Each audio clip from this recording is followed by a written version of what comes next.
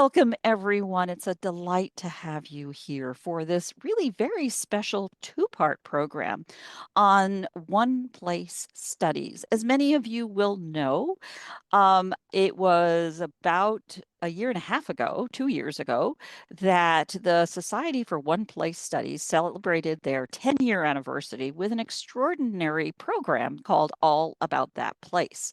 I was smitten. It was 10 days of programs highlighting stories about one place studies. It was amazing. I was smitten by the program, I was smitten by the series and the whole concept of one place studies. So when it was over, I went and tapped on the door at the good people over at the Society for Genealogists, because I didn't know anybody yet at the Society for One Place Studies, and said, "Oh, can I play?" And the result was the All About That Place program that they were already planning, I'll be clear, for 2024. They were gracious enough to allow Project Kin to be a co-sponsor, which felt really big deal, for the Pacific edition of the All About That Place program. And you'll still find that in our archives at projectkin.org/capital AATP24. And that's just a fun series of all of the programs 10 programs that we ran over 5 days, or 10 speakers over 5 programs across 10 days, which was a lot. And it was really fun way to get into all of that. So while thinking about all of that, I realized that what our community needed was an opportunity to speak to an expert about really the structure, the thinking, and the process of one place studies. So I knocked on the door for Janet Barrie. She was gracious enough to answer and said yes. So here we are. And with that, I'm going to turn it over to our distinguished speaker, Janet Barrie, who is the chair of the Society for One Place Studies, and of course, also the author behind her own One Place study, which I expect she'll tell us a little bit about. So with that, over to you, Janet. Thank you. Thank you, Barbara, for the invitation, and thank you for the introduction. I must point out that All About That Place, which indeed was to celebrate our 10th anniversary back in September 2023, was very, very, very largely organised and run by the Society of Genealogists. They did all the heavy lifting. And I really must acknowledge and thank them for the hard work that they did. And the other people who sponsored it. We were a co-sponsor, but so were the British Association for Local History and Genealogy Stories, pardon me, a genealogy writing group run by Natalie Pithers from the Society of Genealogists. So much as I would love to, we can't take all the credit or even most of the credit for that. The vast majority of that should go to the Society of Genealogists. But yeah, I kind of fell into one place studies, and I suspect that quite a lot of people end up doing a one place study and they don't realize that that's what they're actually doing.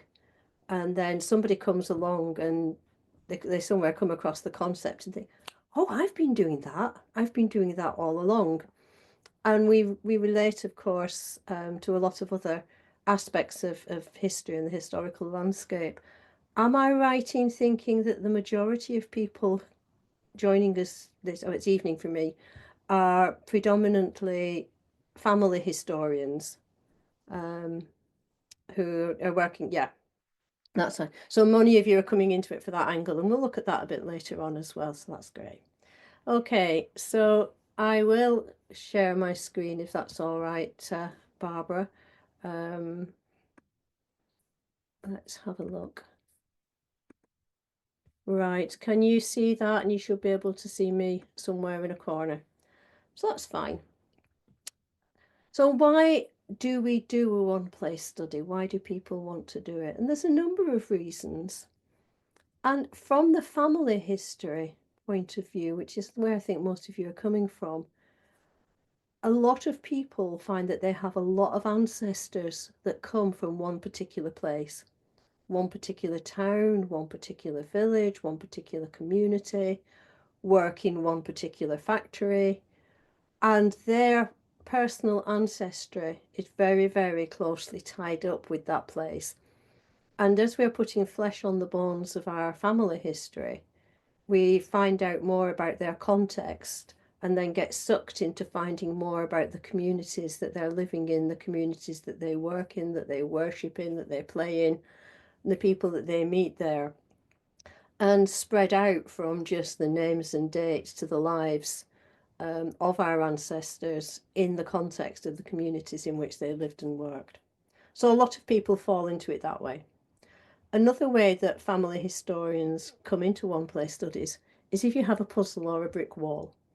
And if you're looking for an Ashworth in Newchurch, where I live, well, first of all, good luck.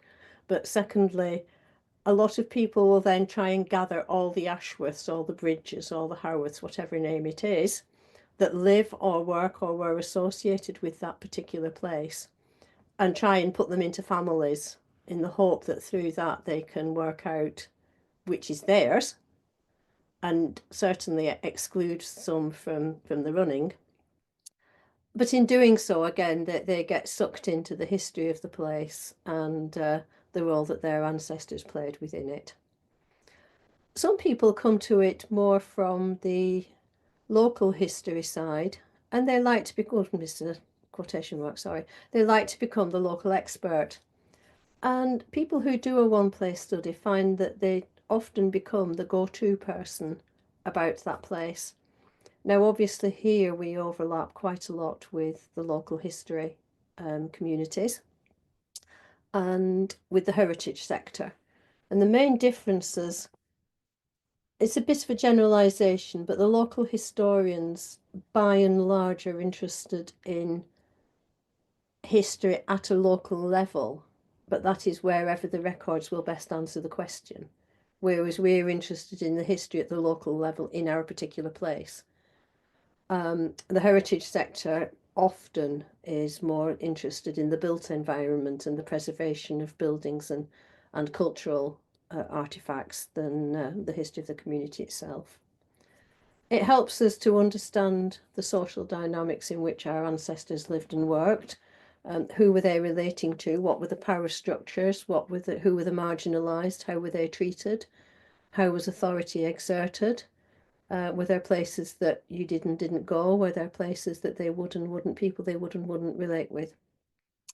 And it just gives us a holistic view of the community in which our ancestors lived and worked. And the map is a map of the area where I used to live. We had number 8 in the middle, block shaded, was a mansion that was built by an industrialist in my place. It was subdivided into 3. And I became interested in the history of that house when I realised that 5 generations of my family had lived in it over the period of about 90 years. And then it became impossible to study that without studying the house as an entirety because it was subdivided.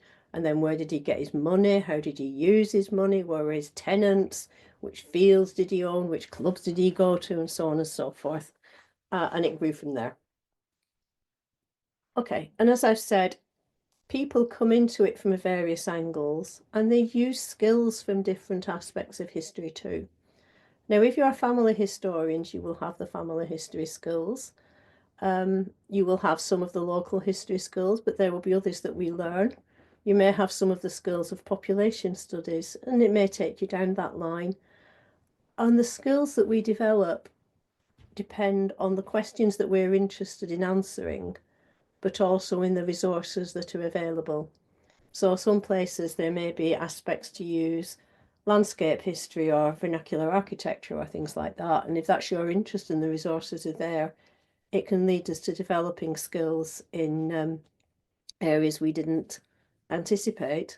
And as an example, I never ever thought that my interest in one place studies would take me into a gold mine, silver mine, inside a mountain in the Lake District. But there we go. I ended up an underground member of the British Caving Association for my sins, but that's it. Okay. So what is a place? And that's the dictionary definition. That's from the Oxford English Dictionary. And it can be a point in space, or it can be a space that is designated or available for being used for people or for a function. So it can have a locational aspect to it, it can have a community aspect to it. And the one place studies can embrace either or both of those as you think fit. Rather more pragmatically, the answer to what is a place is whatever you want it to be. And we'll come back to that. But building on the dictionary definition, you can have the form of a place in a geographical space. You can have the function of a place as a setting for social action. And you can have the feelings of a place, an attachment between people and location. And that's where mine started. So I'm going to break at this point and ask people to unmute themselves. What sort of things do you, if those three or any others, do you think might attract you to a particular place? Or is there something else that draws you in of what we've discussed so far? It's just where the brick walls are. Uh-huh. It really is. And there's multiple, my one place study is a mini surname project as well, Uh-huh. trying to untangle lines, but it really comes down to trying to solve some big problems, and learning as much as possible about the place and its people. So you're the people aspect of it rather than the geographical and the functional Yeah, aspect. Yeah. yeah, yeah. The place is simply designed by where the people are. Uh-huh. Sorry, somebody else was going to say something. I apologize. Not a problem. I'm very similar to Denise. I do research in Cumberland, Northumberland, in two towns, Alston and Allendale. Oh, okay. They have so many Hutchinsons that separating them is virtually impossible, and there's a lot of bad trees out there that are complicating things. So I too feel like my interest in one place studies is from a brick wall standpoint and actually looking at one single uh, surname in those two Mhm. regions. Yeah. So you're relating a one place and a one name study to your particular ancestry to get a fuller context of that, yeah? Exactly. Yeah. And these two towns that it was mining towns, and they move back and forth, so it's almost like they're one place even though they're two places. Hmm. The families move between the two, Exactly. depending on where the work was. And that relates to the geography, the geographical space. When I said where the chap who built the house we lived in got his money from, my area is well known for textile and footwear manufacture, but he was actually a coal miner, or rather a colliery owner. I don't think he ever wielded a pick himself. And the poor quality coal in our area became mining in that window between the development of the steam engine, when you suddenly needed a lot of coal, and bringing in the railways when you could get it in cheaper. And he made his fortune by exploiting that window. But that relates to the geography because the coal had to be there to mine it, and yet not such good quality that it was all mined earlier. Any more comments of places and why people might want to look at them? Yes, it's I Kathy here. Hi. I'm looking at my at the places as a way to get more background more than specifics. I'm a second generation immigrant in Canada. My grandparents came from England. My grandfather was also a coal miner. He was a miner though. We did, and the family were. So we don't have a whole lot of photos. I'm the photo buff that likes stories. So I'm looking at the places in terms of getting a better idea of what their life was like to fill in the gaps of what we don't know that we don't like. The obvious thing is my grandfather apparently always wanted to be a farmer, but then when we look at the colliery records of the number of deaths in the mines, it's like probably didn't really want to carry on his family. He had a daughter and a son when he immigrated, his family to carry on that family tradition because it was not a very safe occupation.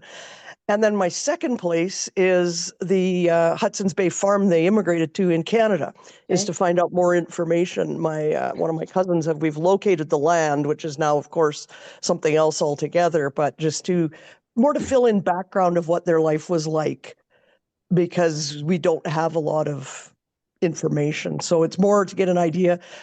Someone posted on Blue Sky the other day that the County Durham mining museum was hiring docents, and I went, I didn't even know there was a museum there for the collieries. So that fascinates me to investigate that museum more, just to get that sense of what their life was like. Yeah. And if you can join us for the next workshop in April, we'll be looking a little bit more about combining records to find a bigger picture of the context that we can then extrapolate to an individual person, even if we can't get much about the person themselves. We'll pick that up a bit more next time. Sounds great. Okay, thanks. Okay, so we basically have two rules. Oops, sorry about that. One is that you research with integrity, and the other is that you have fun. Other than that, it's your study, and it's up to you which direction you take it, what you focus on, what you're interested in, what you call a place, how you run it. All we ask, obviously, is that you do it with a degree of integrity and hopefully that you enjoy it. I'm going to plug two books at this point. One is both by Janet Few, who was the first chair of the Society. First one is 10 Steps to a One Place Study, and with her permission, these two workshops are based quite heavily on that. That is available in Kindle and in a paper copy, but whether it's available paper copy in the US or shipped to the US, Australia, I don't know, but Kindle certainly. The other one is Putting Your Ancestors in Their Place, and this is a second edition. The first edition was very England and Wales focused, so less good if your place wasn't there. This is more worldwide. So if you're interested in a place that's not England, Wales based, this is more applicable, the one bottom right. And that currently is Kindle only. There will be a print edition reasonably soon. I don't get commission for plugging those. And the first step, of course, is to choose your place, and we've discussed some of the reasons for doing it. And I have 3 studies. The first one, top left, is the house in which we lived. We lived in the servants' bit round the back. And as I've said, that was built by a colliery owner whose daughter married somebody with quite a lot of social connections. And that's taught me a lot about the social structure and relationships within the place. The top right is Newlands Chapel in Cumbria in the Lake District. That started after I basically dug myself a hole on Twitter and said that it was perfectly feasible to conduct a one-place study without spending a lot of money.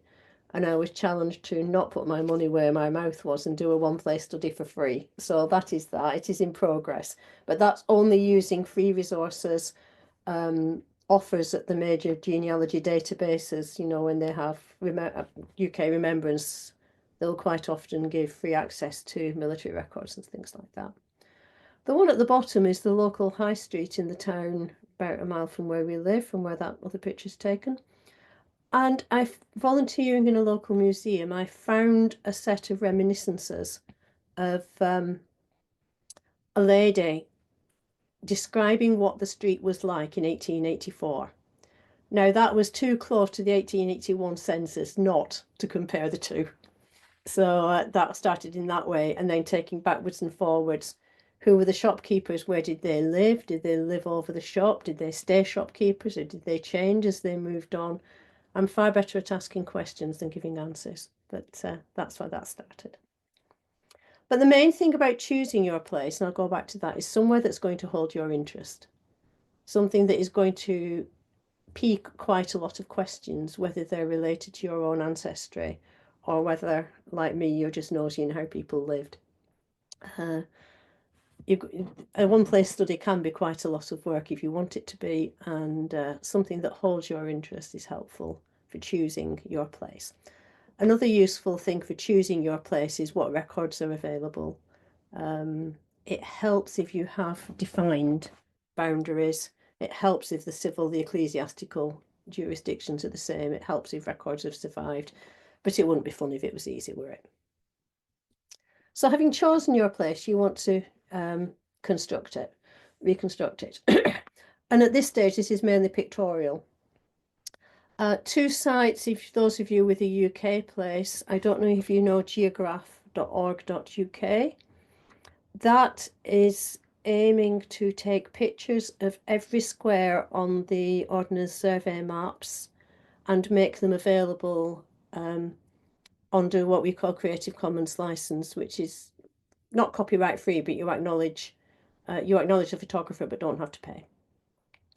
And that's an excellent resource, particularly if you can't get to your place. The other is the well-known mapping software sites, and we are there. Okay. So gather together as much as you can about just general information about your place. What has been done before? Are there any published histories about it already? Are there any collections of resources relating to it? Is there a local museum or local history, local library, local history society that you can build on their work? Because there's no point reinventing the wheel. And if it's been done, think of a new way of approaching it or applying it to your studies to move it on. And there's some of the resources that can be used to do that. Again, for those with UK places, the National Library of Scotland have a fantastic maps website where all the old maps are made available. And on the right is the scanned covers of two histories of my area that have been very, very helpful. But any other resources that you could use at this stage just to get a broader feel of what your place is like?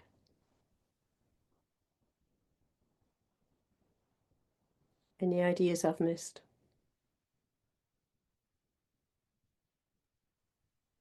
The one thing I would add is in using the Google Maps as the Google Street View. Yes. I had heard my mother talk many, many times about the house that she was born in that then passed to her sister and her kids all grew up in, and she would just refer to it by the number, and I'd never been there. Using Google Street View, I could get a sense for what that was all about. And as she was declining with dementia, she would look around where I live now and say, "Oh, why are these ticky tacky little houses?"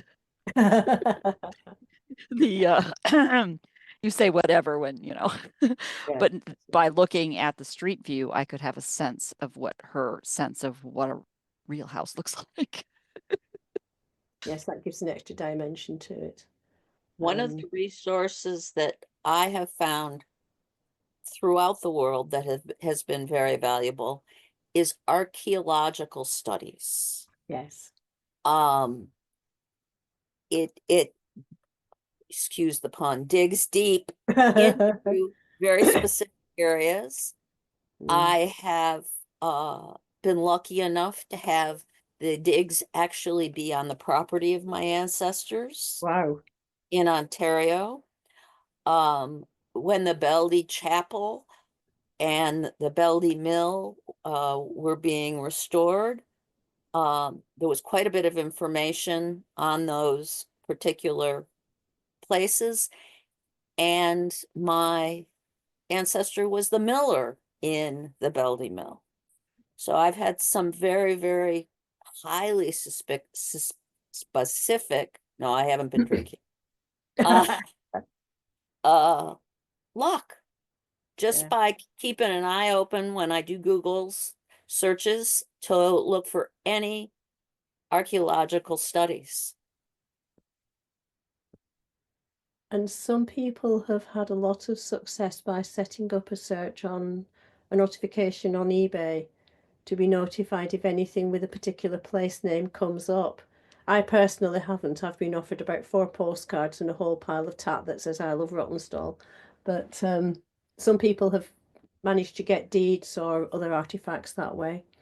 Another potential source, particularly for Katie, if you're interested in archaeology, is I don't know about Canada, but in the UK, there's a scheme by which the metal detectorists can register their finds, and therefore even if they're allowed to keep them, there is a record of what has been found there, where, and its description and photograph and probable purposes to which it was put. And you might find there's something on that if you have an equivalent. Interesting. Okay. So at this point, we've got some decisions to make. What are we going to focus on? Are we going to have a bigger place and look at a particular period of time? And some people do that. So some people will focus on a town but concentrate on records before UK civil registration, on the basis that the civil registration and the census is relatively easily available, and they work back from there. Are you going to concentrate on a particular aspect like the military or migration or your brick walls? Are you going to focus in other directions? So you have trying to get some focus at an early stage. You can change it and it will develop. Helps to concentrate your searches and your organisation at this stage, although it will change as your researchers move on. So have a think after you've poked around your place a little bit and think, where am I actually going with this? What do I want this to look like in the first instance? And set constraints.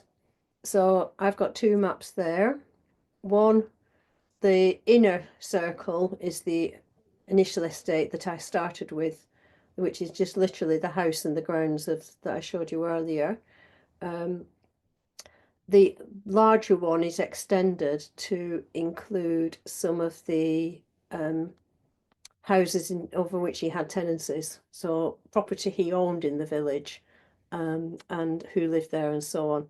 And it kind of extended from the initial house and grounds to the wider estate and his influence within the local community.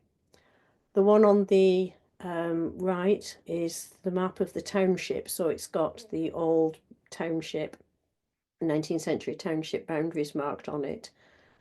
And again, if I can't find things that refer to my particular place by name, searching on the name of the township has often come up with other information, so I've kept that there for reference.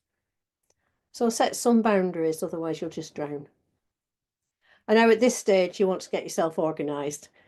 Now, of course, we all have family history that is beautifully documented, beautifully referenced, neatly filed.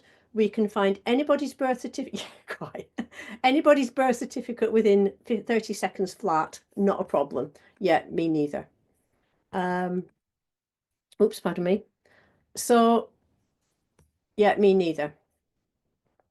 I can't get rid of that chart, sorry. There we go. So think of this stage of how you're going to organise it. If your family history is well organised, you may want to find a way of doing it that overlaps with the system that you're already using for family history.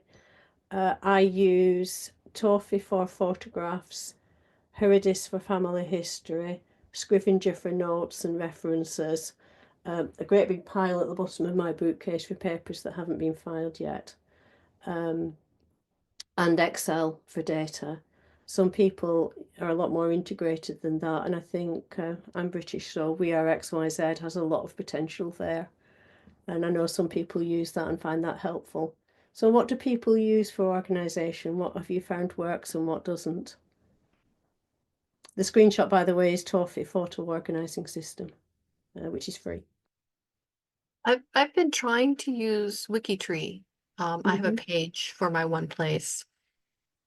And the learning curve on that, even though it looks very simple, it is easy to use, but the learning curve on just like how to approach it is a bit steep for me. So I don't have a lot of my stuff up there yet. But it is in multiple places because the data does not all map into just a spreadsheet or it's kind of all over the place, and I'm trying to figure out how to better organize or integrate some of that as well. I think that's a common problem. Yeah, especially the stories, like Yeah. the individual stories or events that you want to capture don't go on a spreadsheet. And so I'm trying to figure out how to, some of that will end up on my one place page, but how do I organize it internally before I can publish it? Yeah. what I'm struggling with right now. So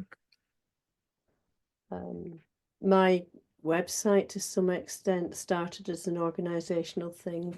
And it's partly a record repository and partly a story repository, which for me works. that's a But good way to think about it, though, too. Yeah, as a repository rather than a presented report or something. yeah, so Yeah. I've got a page for each, each section, and then there's links to things behind that, and some of those might be transcripts of the original records, or some of that might be details of the stories. It could desperately do with an update, though, I must admit. Can you share I your think that's, website address?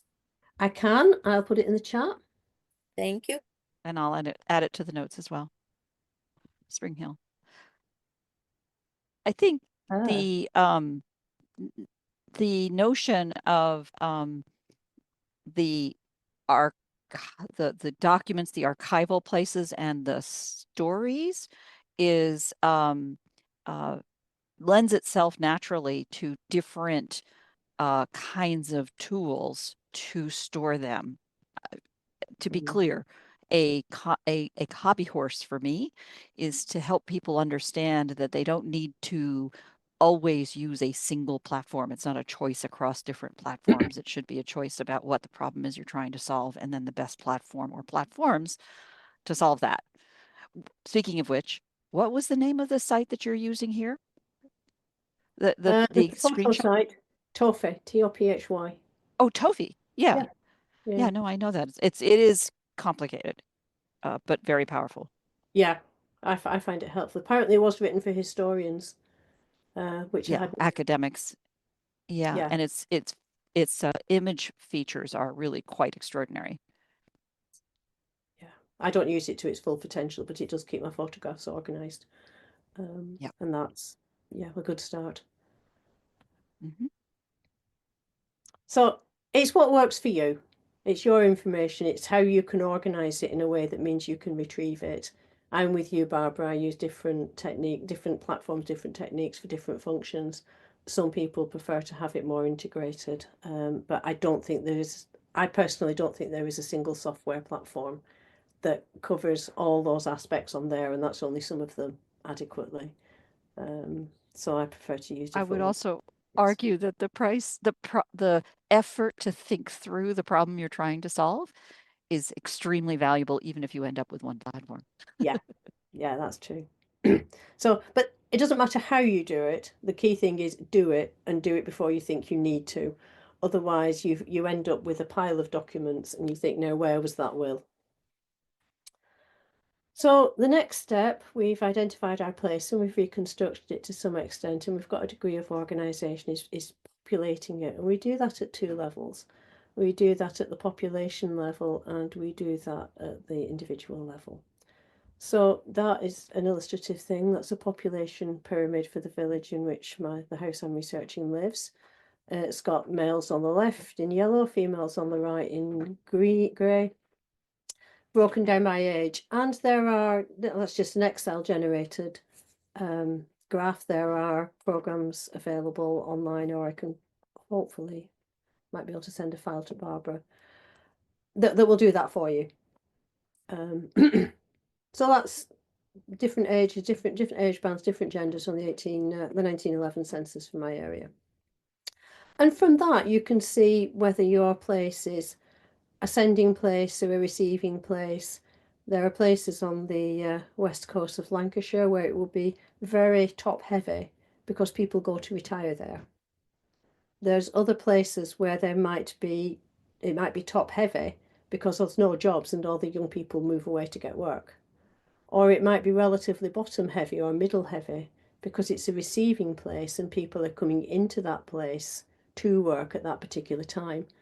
And by comparing that over time and with the events that were going on in your place at that time, you can begin to build some picture of what's happening.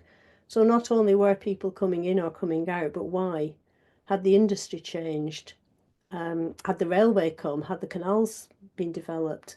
Had a major industry closed and people were leaving? Back to my personal ancestry, all my family, there's one branch of my family where they were all born in the same town, apart from one who was born in County Durham, actually Stockton, where they'd gone because of the cotton famine as a consequence of the American Civil War. And then they all came back when the cotton came back.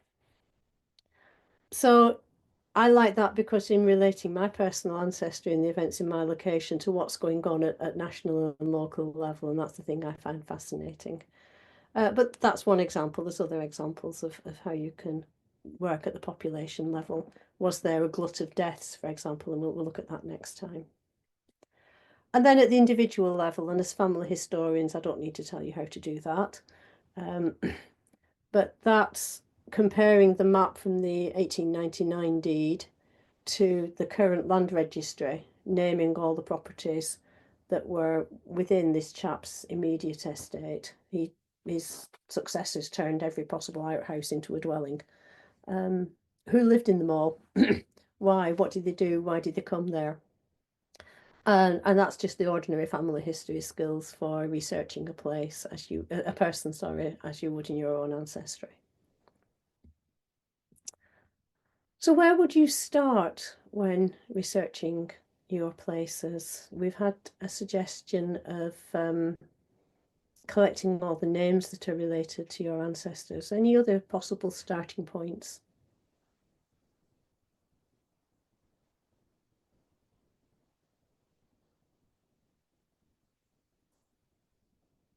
Another example was that document I found in the museum that listed every shop in a particular street. My study's quite new. It's about 18 months old, but I started with the house that my great-great-great-grandmother lived in. So I'm studying that street at the moment to try and understand more about, the lives they lived and friends and neighbours, the type of thing, yeah. From there, I've sort of branched out to nearby streets and, parish churches and, yeah. But that was my starting point, that address. Yeah, like me, you started with a house. Yeah. Yeah, and that's quite common. Another common one, particularly during British lockdown during COVID, was to start with a graveyard and research people in the graveyard because it was one of the few places we were allowed to go to. And quite a few people did that at that time. War memorials are another common starting point. But again, it doesn't matter. And you may have to think, well, not have to think, but you might find that thinking laterally about places to start help you explore aspects of your place that you might not have done otherwise.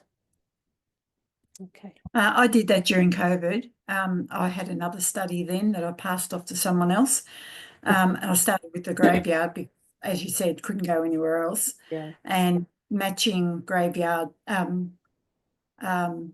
graves and obituaries and just sort of making a bit of a story out of it that way. Yeah. There's some sad stories in graveyards as well. Yeah. Some very interesting stories. And one of the things, tangent alert, one of the things I love is people who are recorded on graves but not actually buried there, or recorded on graves of people to whom they're not actually related. Yes. Why are they there? And there's another example of that later on. And again, you're doing this iteration all the time. You're going backwards and forwards between gathering your data, refining your questions, thinking what else you might want to look at. What other resources have you got? How can I get hold of them? What data do they have? And think widely. So one example is I wanted to know when a particular chap left the house that I was researching. And I knew it was between the censuses and I couldn't find out when. And eventually a speculative search on Ancestry found it, and it was in the records of the shareholdings of a company that he had shares in that documented and dated his change of address. Thank you. Pardon me. I'd never have thought to look there. I confess it was a speculative search, but don't limit your options as to where you may be able to find data. Another example is that there was a quite important election locally, by-election for Parliament. that had national implications. We are in just north of Manchester, UK, and that was reported in Trove in the Australian papers, and I found it in Trove. So the very fact that it had got that far away and was deemed important enough to be recorded in the papers in Australia was interesting in itself. So let's brainstorm any other suggestions that we haven't looked at yet of places where you might want to look for either questions you might want to ask or resources that we might want to look at that are outside just the standard genealogical, because you know all those.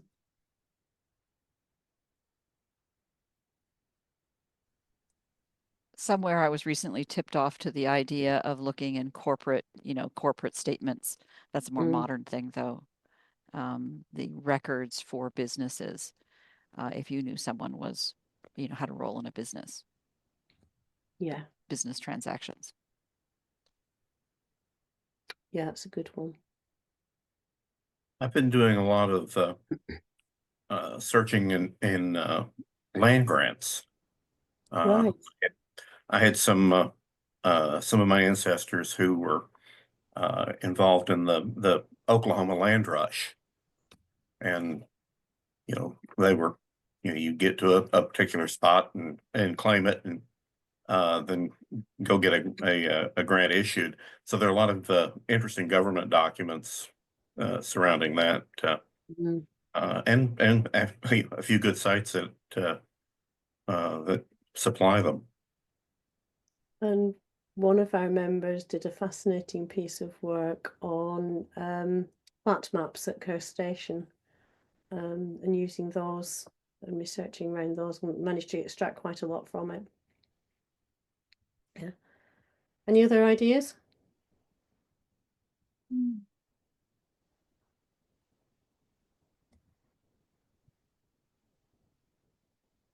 Okay. So that gives some idea of some of the fields that you may want to consider. And Janet, particularly in the second book I mentioned, Janet Few, comes up with particular projects related to all of those. Faith is another option that we can research, and there's an example of that later on too. Where did they worship and why? What options were available to them? And don't forget personal records. And I don't know whether any of you have taken oral histories as part of your studies, either looking for ones that have been recorded in the past, or even better, sitting down with the elderly residents of your place and asking them what their recollections are. Has anybody got any experience of that that aspect of it? Certainly, I've seen it be incredibly powerful in my husband's family. They are first generation from China who came to this country in the 1950s and have some remarkable stories of China before the revolution. And because English is a struggle, in some cases, just making sure you're taking that with video allows for the slip back and forth between languages. And some of these, there are public programs through university oral histories that have historians and scholars taking those kinds of oral histories. And don't underestimate also the value of the film archives, because there may well be things related to your place. They may not show your ancestors, but they may show your place at a period when your more recent ancestors lived. You've got photographic records, you've got film archive records. And more recently, we have in the UK the Mass Observation Project, where people have written basically diaries pretty much since the 1930s. And even if our ancestors aren't directly recorded within that, the changes of your place over time give an interesting insight into it too. And then we start putting all this together. I'm going to do the first 5 of Janet's 10 steps today. The second session in April, we'll look at the second 5, and that'll concentrating on analysing it, on contextualising it, synthesizing information from it, disseminating and enthusing others will be the 5 steps that we'll concentrate on next time. But at this stage, we've got this pile of information and we're beginning to make connections. And we're making connections between people and people. And so you can do work on social network analysis and things like that. You're making connections between people and places. So if you're looking at a town or a village, where specifically in that town, where specifically in that street were they associated? Where were they educated? Where did they worship? Did they go to the social club? Were they Masons? And so on. And that's a timeline that I put together, and between people and world events as well. And that's the timeline that I put together. I'm not expecting you to read it. It's very small font. It's illustrative. But the ones in red are things that are related to my local area. So from the top, we've got the founding of the local grammar school. We've got the opening of the Society of Friends meeting house. We've got John Wesley preaching to a large congregation of wild men. We've got the opening of the workhouse. That's the first 4 in red. And then between that, I've put in black are national events. So the first 4 there will be the Act of Union between England and Scotland. We've got John Wesley's conversion. We've got the Jacobite Rebellion, the invention of the carding machine, because textiles was very important in my area. But further on, we've got the introduction of the penny post and the stamps. We've got the introduction of the Factories Acts and both the impact that had on people, factory operatives' working lives, but also one of my residents was a factory inspector and therefore charged with implementing all this.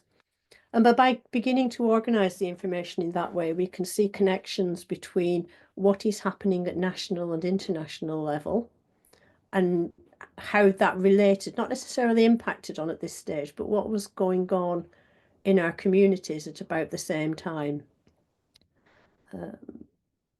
And that helps to give some ideas of areas to research in the correlation between national events and what's going on in our communities and by implication our families.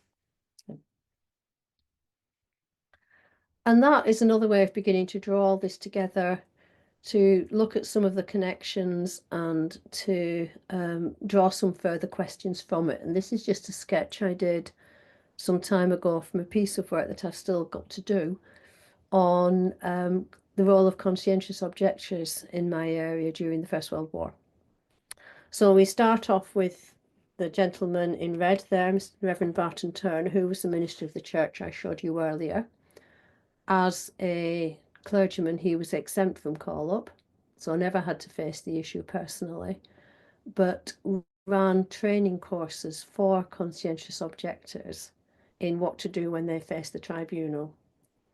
So how does that relate? And he had to hire another church to do that in because his own deacons wouldn't let him do it in their church. He didn't have the support of his leadership in doing that. How does that relate to other aspects of the conscientious objection movement? Some of it in Britain was political, some of it was religious, some of it was work of national importance, some of it was just wanting to get out of fighting. How did it relate? So Barton Turner, who ran the courses, Baptist minister, he also stood for Parliament as a Labour candidate unsuccessfully. And he has relationships with other examples, other areas of nonconformity and anti-conscription. The chap in purple down at the bottom, John Hart, was a resident of my area who developed quite a lot of the houses. And he was a pacifist. He was probably, almost certainly, a member of Barton's congregation.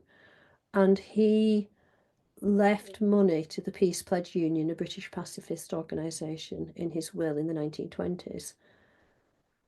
His brother was killed in action in World War I. So exploring the relationships there.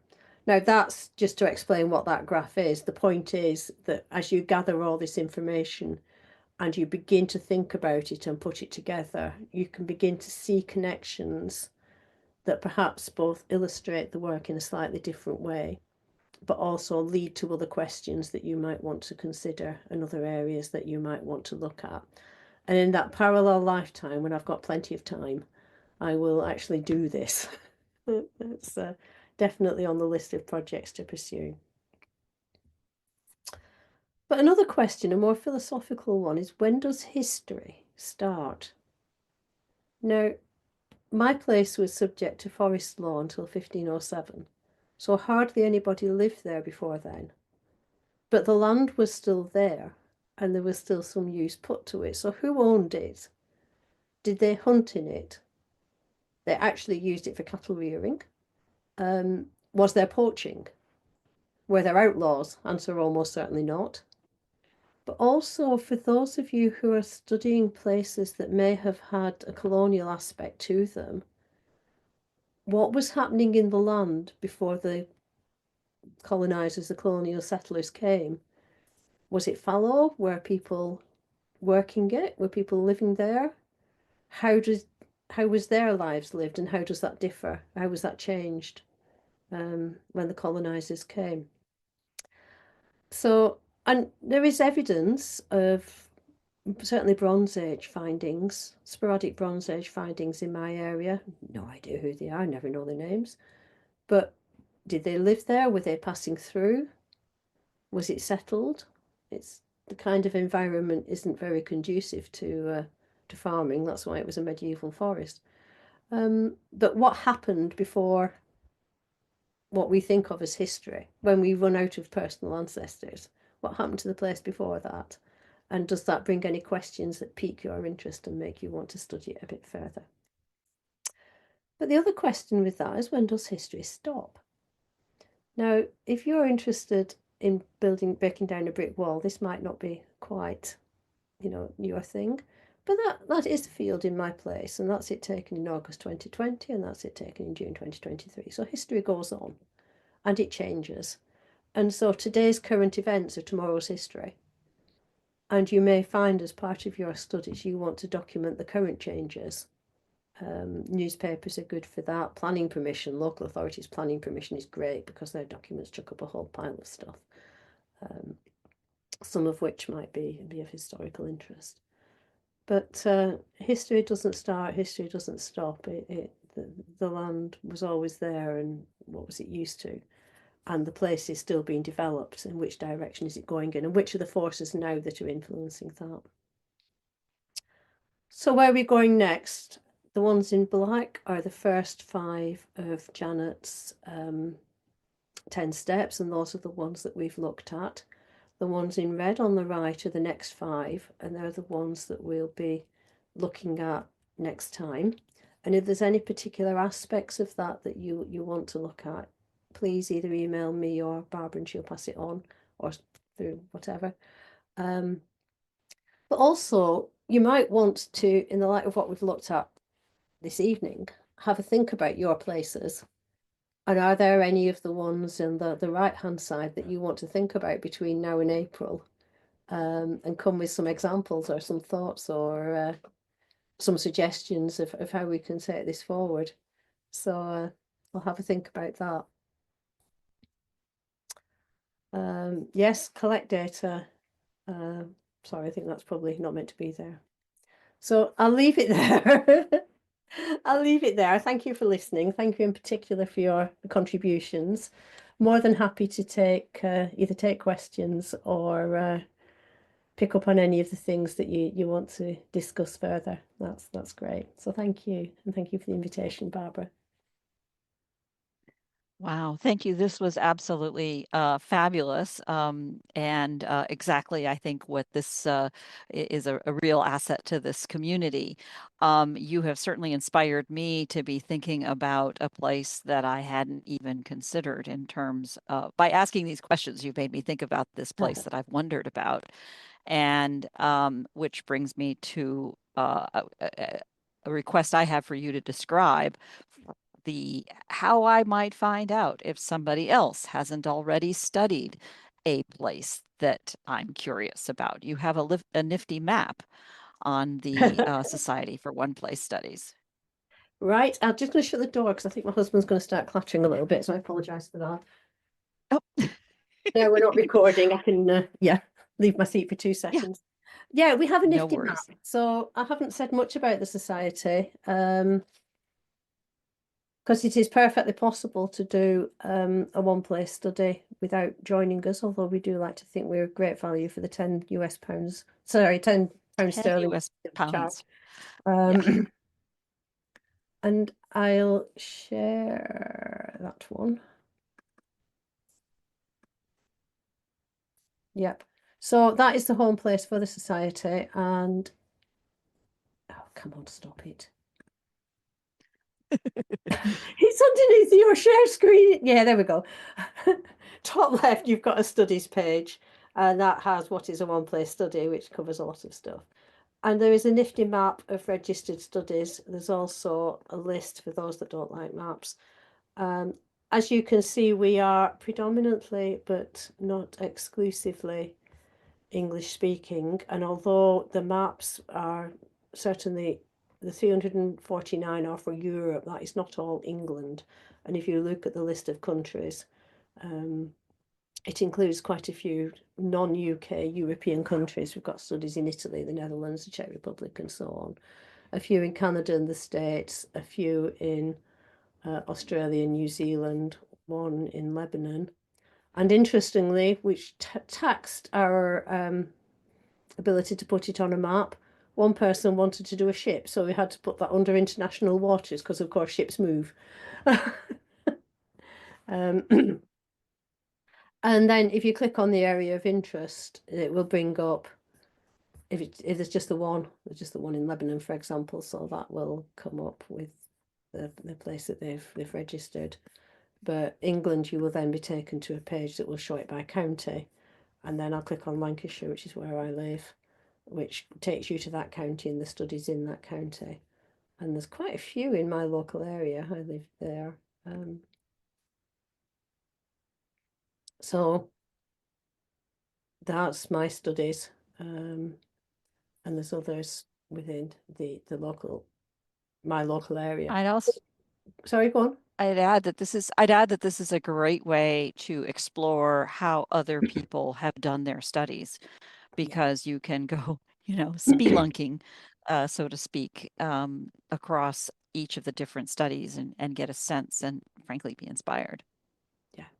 And then, of course, Haslingden is 2 miles down the road from where that's me. Haslingden is 2 miles down the road. I've emailed the registered owner of that study and said, do you fancy a coffee? So we met in the local museum and we had a coffee and chatted over our studies. And I've done that with a couple of people in the local area, and we can share resources and share ideas and things like that. There are people who are doing studies, obviously, who are not part of the society. They haven't registered studies, and that's, absolutely fine. They're more difficult to track down. There is such an animal called the Register of One Place Studies, which is a labour of love by a particular individual who's basically popped onto a website every study he can come across. Not all of those are active, because it's one man doing it. It tends to reflect the amount of time he's got to put into it. But you may find that there's something on there. Other than that, it's a matter of poking around in your local library if you can get to it, the Google equivalents of your local libraries, and seeing what comes up. I'm no fan of Meta, but Facebook has quite a lot of local heritage and local history groups that can be a useful starting point as well. And even if you have a different focus, that can be useful for sharing ideas, for photographs, for discussion that you can link into. I'm curious Are about there, oh, sorry. no, go ahead, please, Denise. I'm curious about your thoughts on why it's such a big thing in England, Great Britain. And it's really not gained a lot of traction in the States at this point. I'm trying to change that, but it's like don't know quite how to get people to think about their bigger genealogy problems by using this as a tool, basically, which is what I'm working on at the current moment. I think, well, I think there's a number of reasons for that. I think one is that I mean, I gather Barbara is the daughter of the revolution, but for a lot of people, their history in Australia, New Zealand, America, Canada actually all only goes back to perhaps 3 or 4 generations. And then if we're tracing our personal ancestry back beyond that, we come back to the UK or wherever they came from, which is often England. England, Ireland. What's interesting is we have very few studies in Ireland. We do have some, Hmm. but relatively few. And so I think part of that is that's they come out of America, Australia quite quickly, and then hit the brick walls in England and start studying UK places as part of overcoming their brick walls. I think one is time, to be honest, Hmm. because time zones. Um, because if we have most of our members are in England because it was started predominantly in England, although from the beginning it was an international society. Our first treasurer lives in New Zealand. So we've always had committee members based in the US and Canada, US. But it's difficult to get a time that suits all time zones. So well done, Barbara, for cracking it. We've got people here from all 3 continents. I'm impressed. Um, but I do find it hard to attend a lot of the meetings because your evening is my work day. Workday, yes, and that is a big problem, and a lot of our American members will access them retrospectively.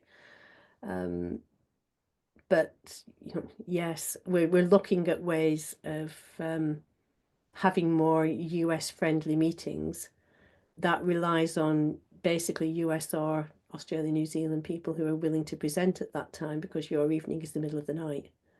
Yes. I remember ringing some guy. Hey, hi, Barbara. Yes, you've just volunteered. I've written your name down. I did. No, actually, in all seriousness, Project Kin hasn't been around very long, but we started out with the goal. I started out with the goal of making sure it spanned the time zones. And really, as a former colony out here, we appreciate that we all have come from somewhere else, not just, of course, England, but all elsewhere in the world from Asia to across the planet. And so we've been very self-conscious about making sure that we have things at a range of different time. It's hard to avoid the work day without getting some sleep myself on weekends and things. But at least mixing up the times and making the recorded versions optional. My offer to you very seriously, though, is to help with that bridge. I have no interest in becoming the Society for One Place Studies for, the Americas or something, but I do have every interest in your being more successful and extending your reach. So, as a future thought for future ways of working together, I'd be delighted to help in any way I can to make that happen, including what comes to mind for me. I have a little note here about my local town here in Berkeley, California, has a Berkeley Architectural Historical Association and a Berkeley Historical Society. And, if I march in there and say, hello, do you know about this? I don't really know what the most effective offer or presentation or suggestion or introduction might be. And I'd be happy to work with you to try to Yeah, I'd be find a happy way to do that. Because I suspect there are, networks of societies that are easy to reach. I'd be very happy to work with you to do that. And I'm complimenting you on finding a time that worked for all 3 time zones. It is actually the end of our working day. We started at 6 o'clock UK time. Now, Yeah. when I'm at work, I work until 6 and they've got an hour's commute from Yeah. there. Yeah. So that is part of the problem. And a comment Yeah. we get from our American members quite a lot is that a lot of these webinars are in the working day. Yeah. Yeah. Yes. So looking at how The to do secret is the secret is that from California, it's much easier to do that. yeah. Yeah. So there you go. I did do one actually with WikiTree, talking about messing up time zones. When I thought we had arranged it for, I can't remember, 6 or 7 o'clock UK time, but we hadn't. We'd agreed it for 6 o'clock Eastern time. And I realized that the night before that we were due to have the presentation. So I took the hit on that one and dutifully logged in at 2 o'clock in the morning. Yeah, I'll So tell you what the secret is. You figure out the time zones and you don't change them. You figure out what your time windows are and don't change them. And even though time changes, right, because you spring forward, fall back in different parts of the world at different times, instead of GMT, I've locked it to California time, whatever California is. So I use World Time Buddy. So if you go to yes, projectkim.org/Atlantic time, projectkim.org/Pacific time, those are when I have my events, and you yeah. can figure out what it is in your time zone. And then I wanted one time to do my live programs on Sundays, so it splits the difference. It's at 2 p.m. Weekends are a little bit Which is, easier because people Yeah. are potentially more available on throughout the day. So yeah, depending on whatever yeah. they're That's a talking. good This point. is self-interest on my part, because if I did all of the above, that's 7 days to me. Yeah, Mama's got rules. yeah, that is a good point. I'm sorry, I've not been monitoring the chat. I do, please, let's go ahead and address these questions in the chat. And I think I want to be Your brain whirling. Oh, there good. we go. It is getting late. It is getting late, and perhaps that's the key point.